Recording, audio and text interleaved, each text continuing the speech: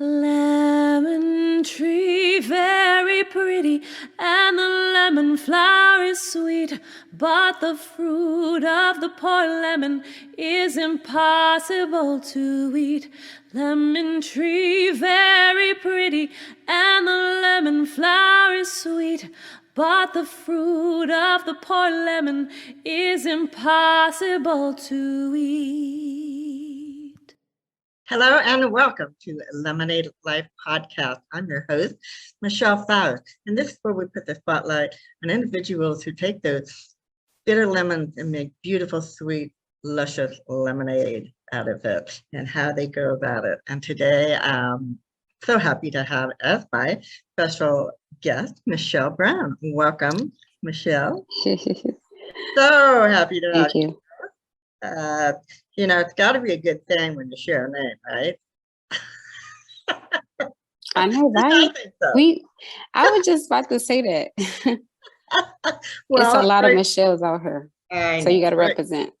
Great minds think alike. I'm a few years older than you, quite a bit. When I was growing up, there were no Michelles, and now I'm just like everybody I meet. But we spell our name the same, though. Yeah. We're two L's, which is actually the correct way to spell it, right? All right. Well, anyway, welcome to the show. Whereabouts in the world are you located? Jackson, Michigan. Okay. Well, Midwesterner, huh? So cold in the summertime. I'm used to, or in the wintertime, I'm sorry. I'm used to warm weather. I've lived most of my life in Arizona. I'm currently in Panama. Yeah, It is, especially right now. It is hot out there. I'm hearing from all my neighbors. It is very hot out there. So enjoy your summer while you can. Anyway, well, welcome, because this show goes out worldwide. So we always like to kind of pinpoint who we're talking to and where you're at. And I'll first introduce you by just saying how we met, because we really don't know each other. So I don't even know how to really honestly introduce you, because I'm learning about you as we go along. But you reached out to me because we have a mutual friend, associate, mentor, mastermind leader, incredible lady, is Zandra Evans, of Zandra TV Network. And so she had mentioned you to me, and we made the connection. And that is about what I know of you. Yes. So you're gonna have to share with yourself with all these fabulous people. No, what it's so interesting is because when I was there at the interview, she gave me your magazine, but I really didn't pay attention to it. And so they sent me the stuff for the pictures from taking the interviews. And then they told me to add you and to like your page. And I went on your page, and then I started seeing, okay, you do podcasting. And I'm like, oh, okay. So I seen the opportunity. So I was like, let me reach out to her and see, how can we connect? Because I'm always looking to connect and network. Yeah. You are. That's one thing that you had mentioned when we had a brief conversation before, that you avidly look at ways to connect and taking advantage of everything that's out there. So I'm thrilled that you did, because yes, I do have the magazine, and I do have a podcast, but I'm also a publisher. So I've written books and I've published books. So I have a passion for writing and people who do write. And I heard that you have a book. Yes, I do. Well, congratulations. Yeah, it's called The Inner Child of Me. And that's a beautiful cover. So that's a photo of you as an adult and a child. Mm-hmm. And well done. I love that cover. So you must be pretty excited to be able to share about that. So why don't you share with my audience a little bit about your book? Okay, yeah. So this is me. Both of these pictures are me. So this is me as an adult, and then in the mirror is a reflection of me as a child. Mm-hmm. So it's the trials and tribulations to shape me to be this person, but I had to heal. that inner child in order to grow. Now, my book came through meditation because I was just going through a lot in life, and I just want to get away. I just want to escape. I just want to just get away from everything. So I heard about meditation. And then when I first started learning doing meditation, I didn't know how to do it because in meditation, you're supposed to focus on your breath and your breathing. And every time I try to do it, I just kept thinking about other things. Like everything just kept coming up. So I had to go get a book to learn how to meditate. And then once I did that, I did it for 30 days. And I don't remember what day it was, but this one particular day, I seen a little girl. It showed me a little girl. Now I love kids, so it showed me a little girl, and it says like when this little girl gets around kids, she gets safe and she gets comfortable. And it also showed me that this little girl wants to be free. So after the meditation, I was confused because I'm like what just happened? And then when I really thought about it, I said that was me. And so then I was like, that's me at 6 years old being molested. Now, it's interesting because I thought I let it go, but it just showed me that I just know how to cope with it. Like I didn't let it go. It was still there. And the kids was like the cover up, but the kids were also reflecting back to me of the main person that really needs that protection.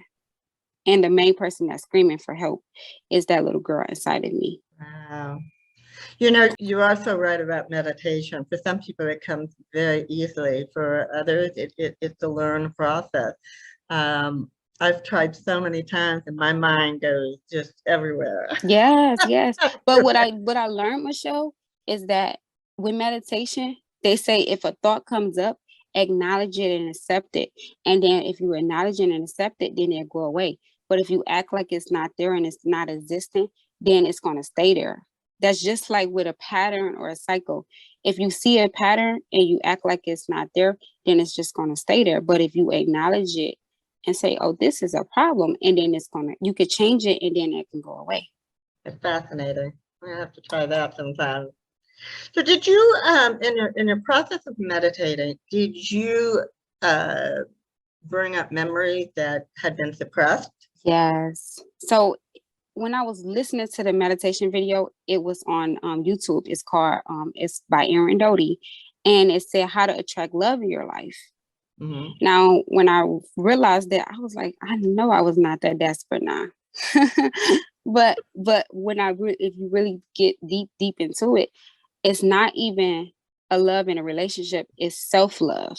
It's the love of a child, you know, that the inner child. So the love that, you know, how people go out in the world and they try to find it through this person, that person, or they try to find it through drugs or drinking. But the real love is the love within self. So that's what the kids were showing me. Like, you know, I'm thinking if I give it to them, I can heal. But I'm not really understanding it because I didn't even really know that it was a problem until I started meditating. So you may not have seen the problem. There was something that triggered you to want to meditate. So what specifically put you in that direction? Life. I was just tired of being stressed. I was just tired of being depressed. Yeah. I was just trying to be sad and angry. And I was just like, I just want to get away.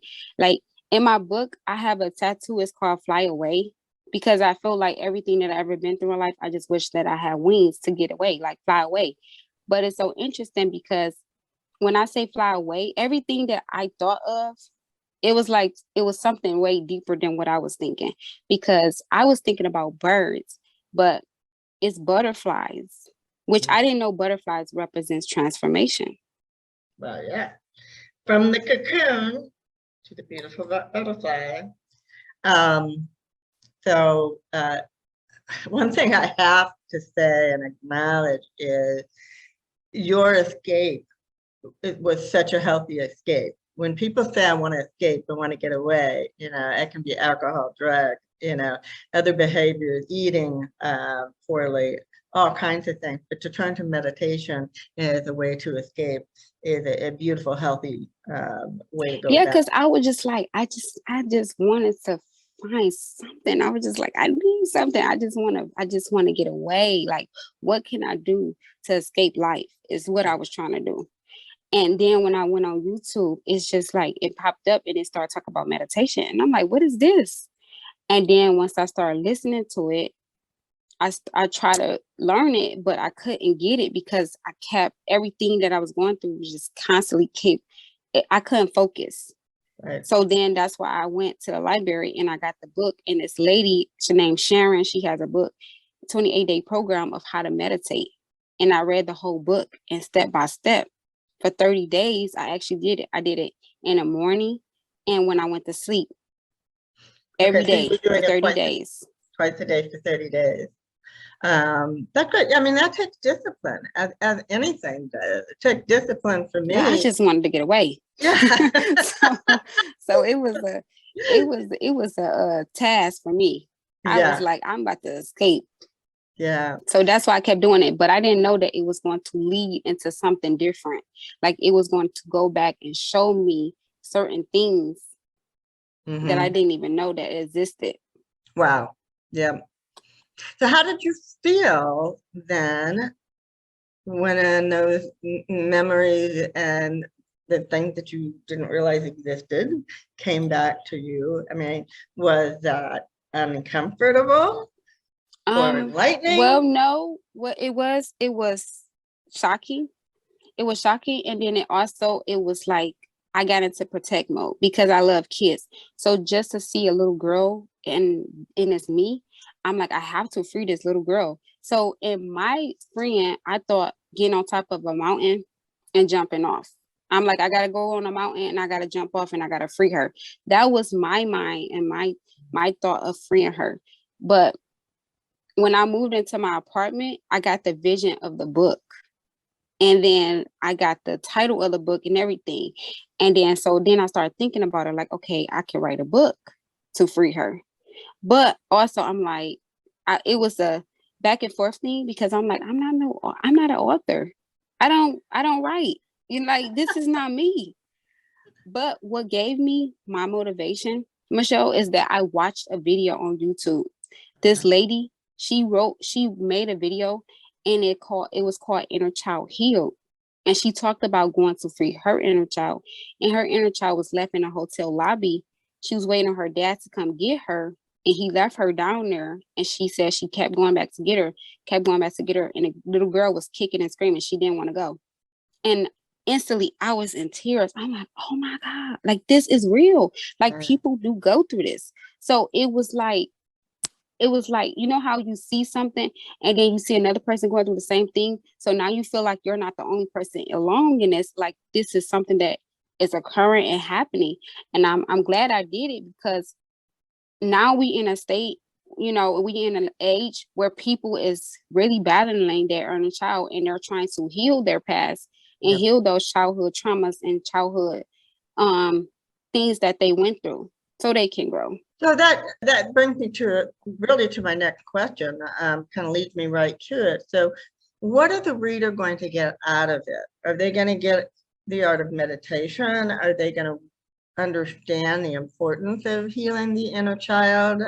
Give me your perspective of what you think the reader is going to gain. Well, one thing they will gain is a little bit about me and also about the awakening, my spiritual awakening, and certain things that shaped me to be the person I am today, which I tell people like half of the things we go through is, you know, it's from our childhood, but it's not a bad thing. You just have to heal it so it don't becomes the next generation problem. Fascinating. You know, because I say, you know, the problems that we go through is not ours. You know, it was gave through us through our DNA because of our ancestors. But because they didn't settle theirs before they left here, it became our problem. And then if we continue the same thing, then we just give it to the next generation. See, because the thing is right now, we're building for generations that we don't even see. Because the people that started these childhood things or whatever, they didn't know that it was going to be years and years and it was going to get passed to me. But that's because we don't see the future. So that's why I say what we're building now, we're building for generations that we don't even see. we building for 10 years from now, you know, our kids, they kids, they kids, they kids. So that's why I had to stop the cycle, because I didn't want that to be the next generation's problem. Right. That's beautiful because, Molestation. yeah, it's so easy to just turn everything into your, inward to yourself. It's all about me. Hmm. It's all about me. But what you're saying is, yes, it is about you, but the importance of that is that in healing yourself then goes on to heal for generations to come, because again, stopping. Right, because they are the future. Yeah. And if we don't do what we're supposed to do, then it affects the generations. That's great. Love that. So is it on Amazon? Yes, it is. Okay, so The Inner Child by Michelle Brown on Amazon. So we want to make sure people know how to go and get it. What are some next steps for you now that you are an author and we have a book underneath you? What do you want to do?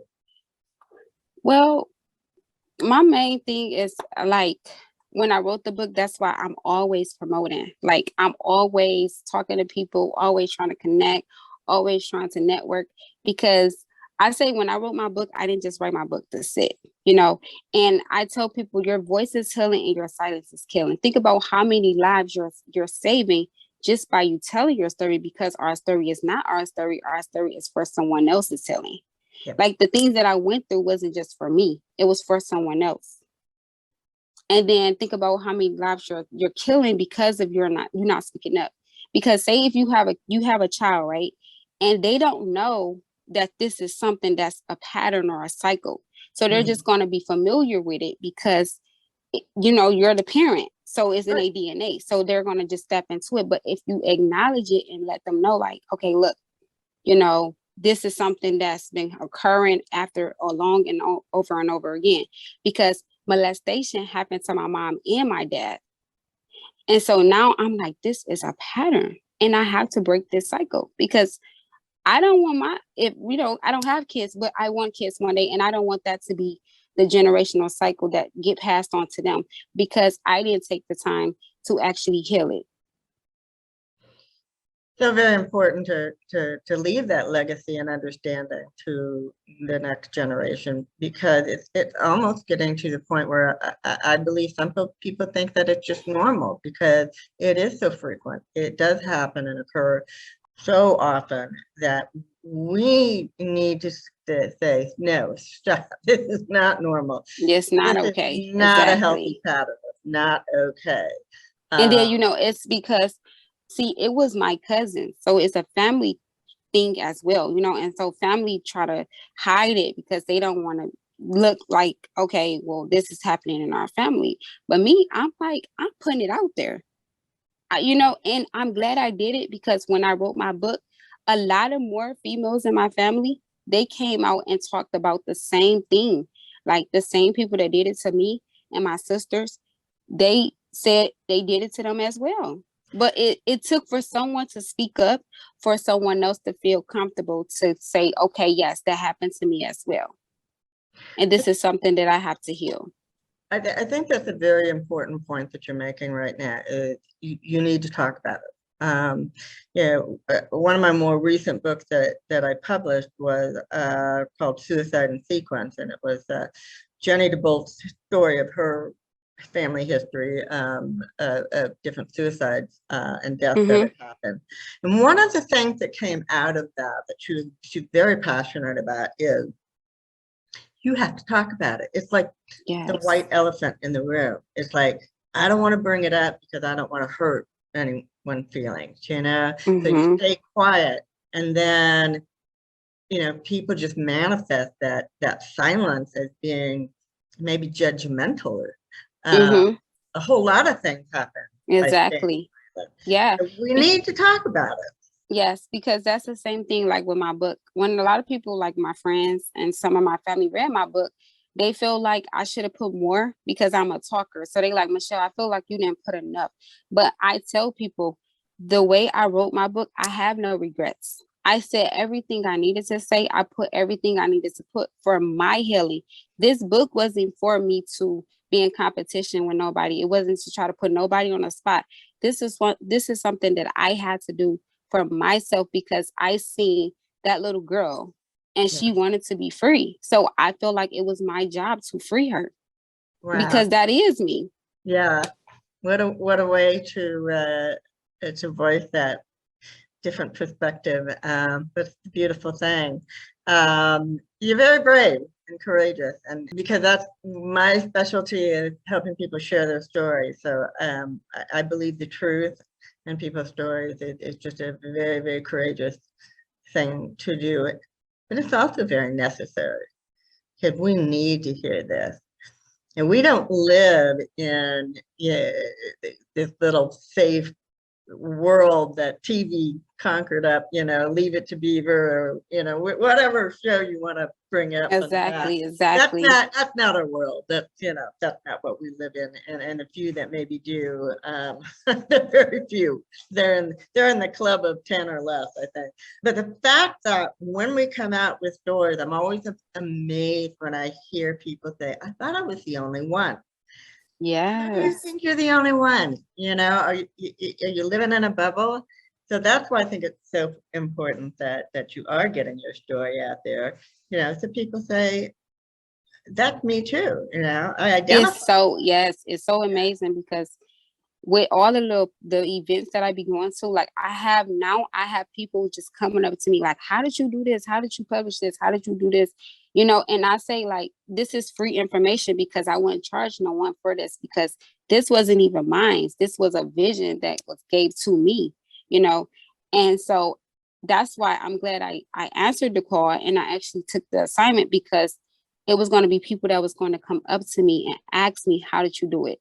And I always wanted to write a book. I just don't know how to do it. What's the process, and it makes me feel good because I be like, look, it's not that hard. The only hard thing I tell people is being consistent. Being consistent is the hardest thing because when I was writing, I was at my computer like, I want to get up and get some chips. I want to go watch a TV show. I want to go call my sister. Like it was a lot of things I wanted to do, but I had to stay focused because it was something that I wanted to do. It was a goal that I was trying to reach. And I was in school when I started writing my book. But I had to tell myself once I finished my last semester in college, I was going to finish the book because now I have the focus to focus on the book without all these assignments coming up. But Yeah, I tell people that's the hardest thing is being consistent. yeah. At least what I find in writing is that once the juices are flowing, that when it's not the thing that you want to sit down for 20 minutes, walk away, find another 20 minutes. So usually it takes 20 minutes for me to get the first thought out of my head.